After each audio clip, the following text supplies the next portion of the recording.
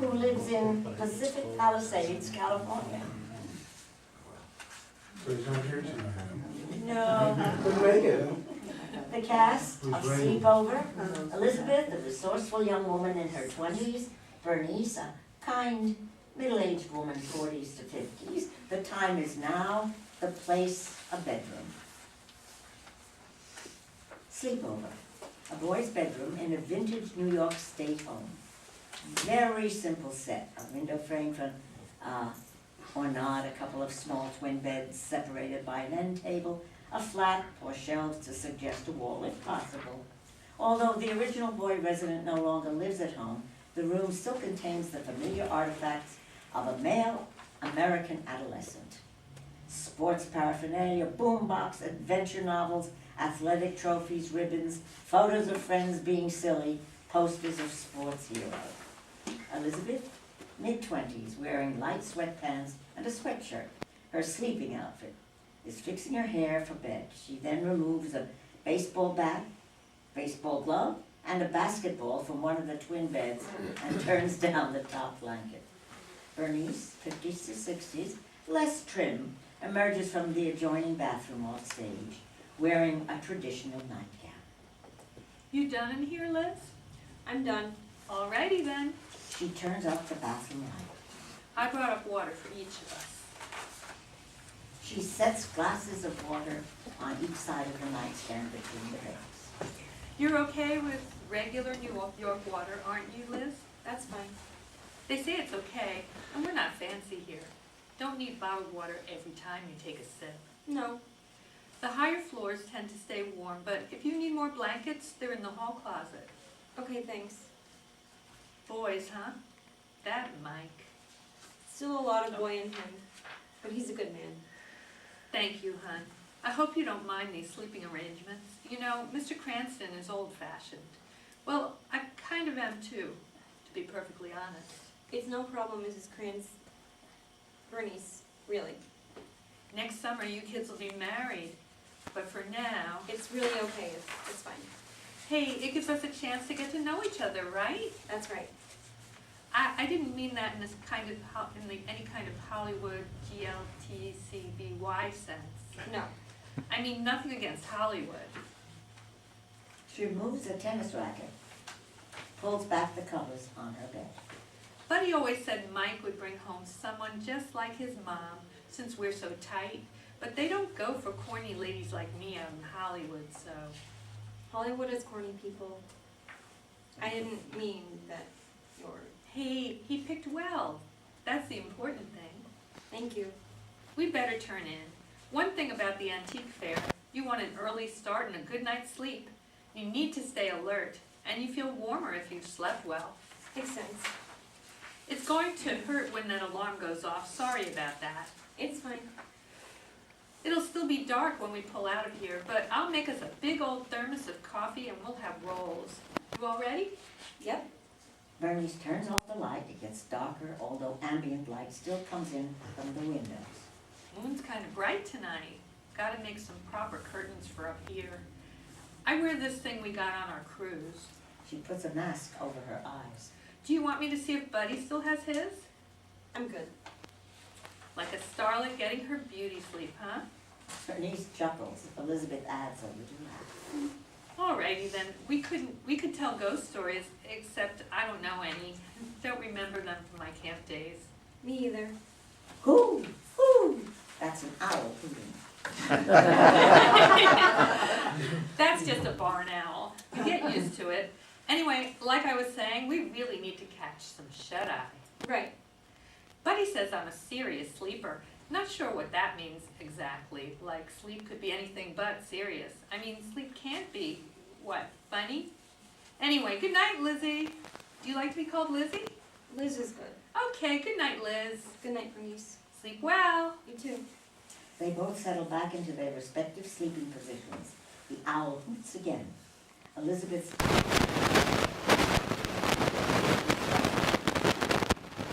raises up on her elbows.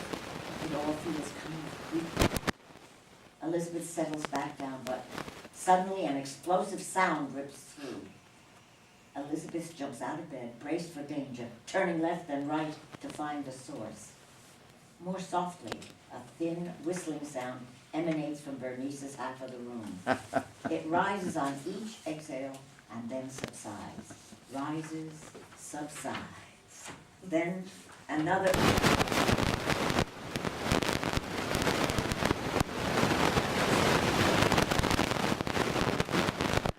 Then Elizabeth gets back in bed and for a while.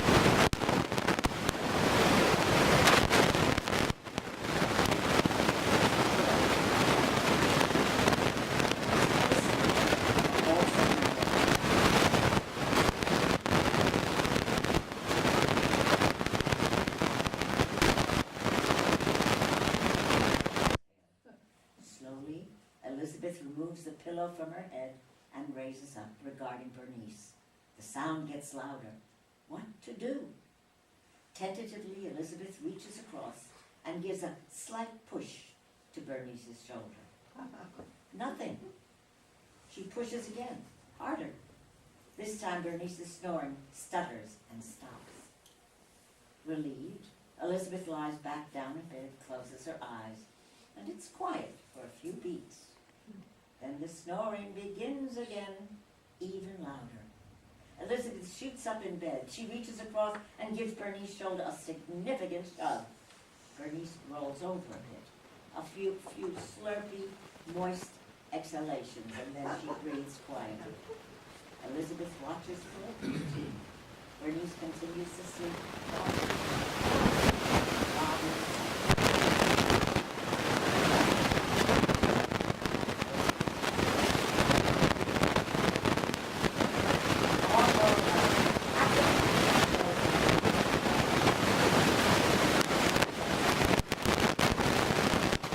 Then on her back, the older woman is an immovable object, a virtual beached whale.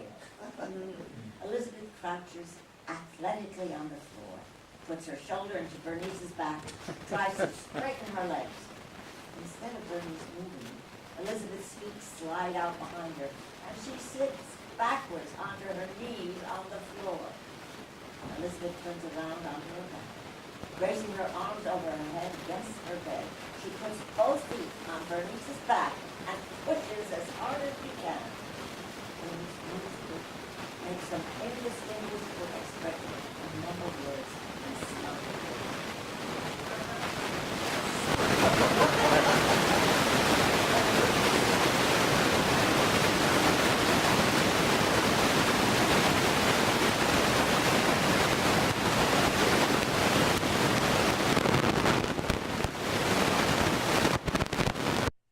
No reaction from Bernice, who continues to snore. Elizabeth brings the ringing phone close to Bernice's ear. Nothing. Elizabeth presses buttons on her phone, causing music to play. Again, she brings the phone close to Bernice's ear. Again, nothing. Elizabeth hoots like an owl. Elizabeth barks like an owl. Still no reaction from Bernice other than a steady grinding snore. Frustrated, Elizabeth climbs up, standing on Bernice's bed. She moves her hips in order to cause the bed to shake. Then she actually jumps up and down on the mattress. Bernice continues to snore robustly. In jumping on the bed, Elizabeth bounces up a school mascot stuffy, which she catches in the air. Exasperated, she whacks Bernice with the stuffy. Whack, whack, whack. Bernice's snoring continues. Deep, resonant, complicated, irritating.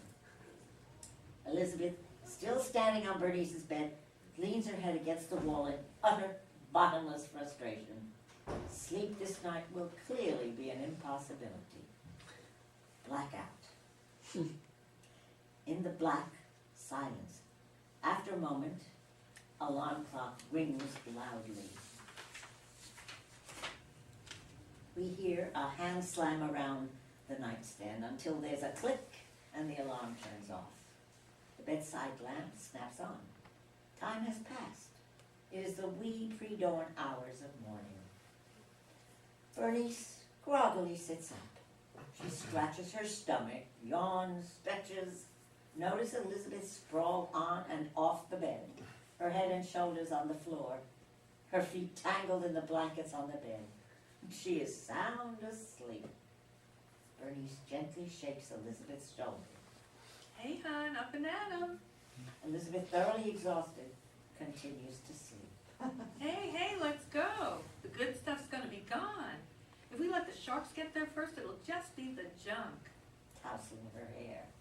Liz, seriously, girl, time to get shaky. Elizabeth sleeps. Well, I guess if we miss a few knickknacks, it's not the end of the world.